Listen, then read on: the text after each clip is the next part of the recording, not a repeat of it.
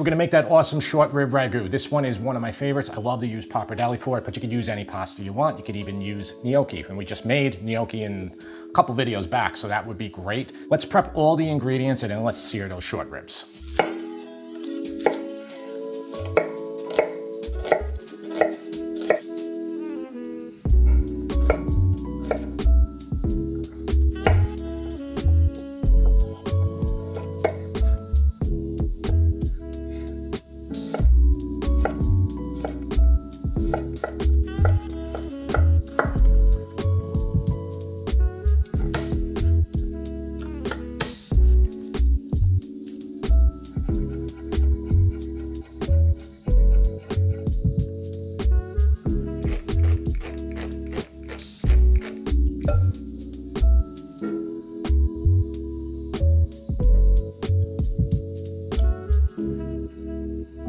All those ingredients are prepped besides the short ribs, obviously. We're gonna season them up in a second. I just wanna show you everything. I have Chianti right here. We're gonna use 2 cups of this. The plum tomatoes that we already did. We have our onion, we have our garlic, we have our carrot. I have a rind of Parmigiano Reggiano cheese. So if you have one of these, this is a great time to use it when you're making a ragu. I normally put it in pasta fazool or pasta e ceci, but for this, it's going to be phenomenal. It's just going to add to the flavor. This is fresh thyme, and we'll let this go in the ragu, and we'll just pull out the stems at the end when all the leaves have broken down into it. Here are the short ribs, $4.99 a pound at Whole Foods, which is a good deal for Whole Foods. Sometimes Costco will have a good price on these too, and maybe a local butcher or supermarket.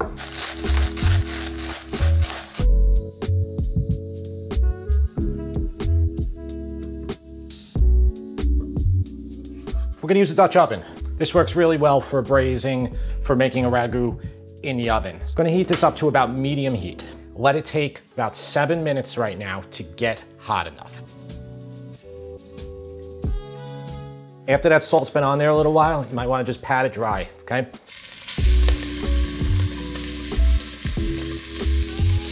And just resist the urge to really crowd them. This doesn't take that long.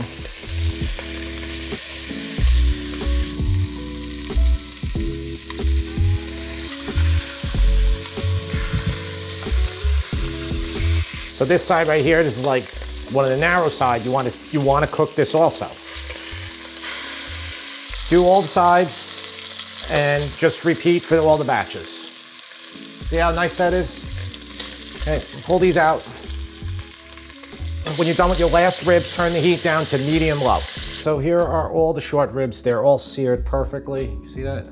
They're brown all over. And it took about 30 minutes to do 12 of them. There's a ton of fat in here. You don't need any olive oil. You don't need anything else.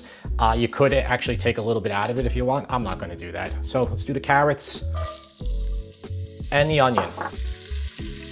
Medium low. You wanna kind of sweat these. You don't wanna burn them. All right, so we're gonna get these really soft, and then we'll put the garlic in. It's been cooking for about 10 minutes. You can see soften up a lot. Put the garlic in. Basically, we're building flavors here. We'll let this cook around for a few more minutes. All right, so the garlic got a little color on it. One ingredient I didn't mention before was tomato paste. Oh, and also bay leaf. Normal standard can in America will be 6 ounces. You'll see these in the store all the time. Different brands. They kind of all taste the same. This is Cento. I'm gonna use half of a can right here, 3 ounces. If you put 2 ounces or you put 5 ounces, or even if you put the whole can, it's all gonna be fine, so don't worry about it. And it's been about 5 minutes on that paste. You can see how it turns the oil red, the beef fat basically. And we're gonna use 2 cups of red wine. I'm using Chianti here. And this is a good wine. It's like a $13 bottle. Santa Margherita Chianti. It'll do the job, and you can even use something that's not that expensive. We're not trying to cook this wine out at all. We're not doing that. Let this simmer for about a minute, and then we'll get the tomatoes in.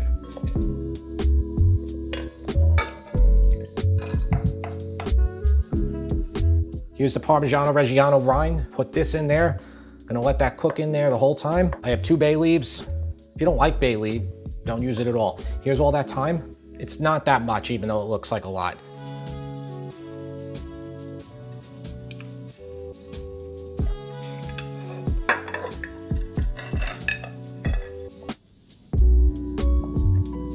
I'm gonna cover it. We're gonna cook it in the oven at 300 degrees in the middle of the oven. You're gonna have to make some room. 2 hours covered, 1 hour like that. You need about 3 hours. All right, so let's get it in.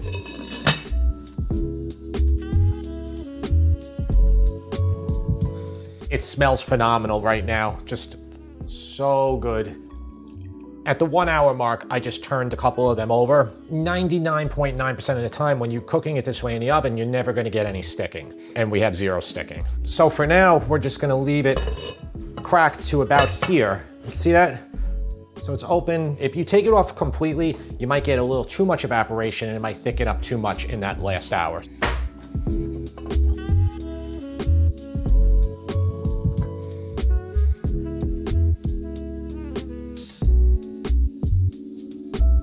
The meat is extremely tender, and see, like right here, this came out without the bone. You want to get the bay leaf out, you want to get any of those thyme stems, you want to get any bones definitely that are left in there. We're going to put all the meat over here on our cutting board. Just tasting that now. It's the most delicious sauce. Everything is so good about this. So you see this right here. This is the part that was surrounding the bone. This all has to be removed. This is inedible. So I'm going to get rid of this right here. I'm just going to make a little cut through it. And this meat is super tender. It's not the easiest thing to get this off, but you do need to get it off. When you break down your meat, you're not going to be able to eat this then. It will be inedible, and so you really need to get rid of it. So this right here, all of that. Now there'll be some meat on the back of it, depending on how much work you want to do, you might be able to salvage almost all of that meat. And if you're worried about your hands touching the meat, use some gloves. If you're cooking it for your family, you're the boss, you're the cook, you know. Okay, and this is the bad part again, right there. You can't eat it, it's like, all right, so here is all the meat that we have, and I'd say it's probably a good 2 pounds there. So it's 4 pounds of short ribs, maybe 2 and maybe a little bit more. Could I have done a better job? Of course I could have. Let's shred all this up and let's put it back in our pot of sauce, you know, ragu. All right, let's get all that delicious short rib beef right in there. We have a lot of salt on here. Let's see if it's seasoned well enough. This is one of the best things ever. It needs maybe a half a teaspoon of kosher salt right here, but it's pretty good. I'm gonna use pappardelle here. I have this brand, Flora. This is a good brand. Garofalo. This one's good too. DeCecco makes one. There's not too many brands of pappardelle that you're gonna see in the store. You can make your own, obviously. That's the easiest pasta you can make because you could roll it with a rolling pin and just cut rustic pieces yourself. Salted water, you wanna do 2 tablespoons kosher salt per gallon of water. And this is right about to boil.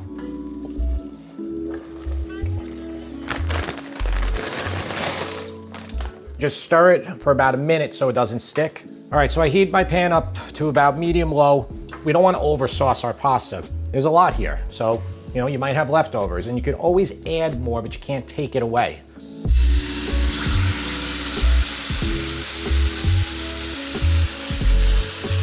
I think that's good enough for right now. I'm gonna add a little bit of pasta water too. The ragu's thick.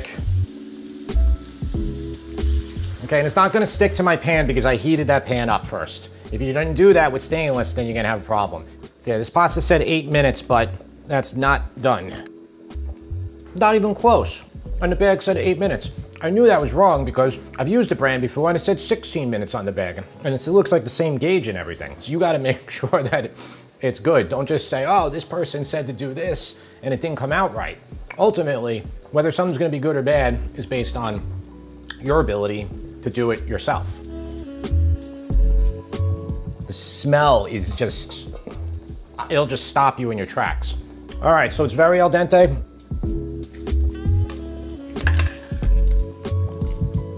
I think I could use my pasta spider. This is not that long. Make sure you drain it pretty well there. See that, how much is coming out? You can definitely pull it wet though because this is a very thick ragu. Okay, now let's just gently fold this in there. We're gonna get all that sauce to really grab. We want it to absorb into the pasta. That's why we're finishing it like this. Or at a minimum, really mix it well in a bowl. And try to mix it as best you can. This is gonna be a little too hard to flip. It's gonna be too much, too heavy. I'm gonna grate some cheese in there. This is Parmigiano Reggiano.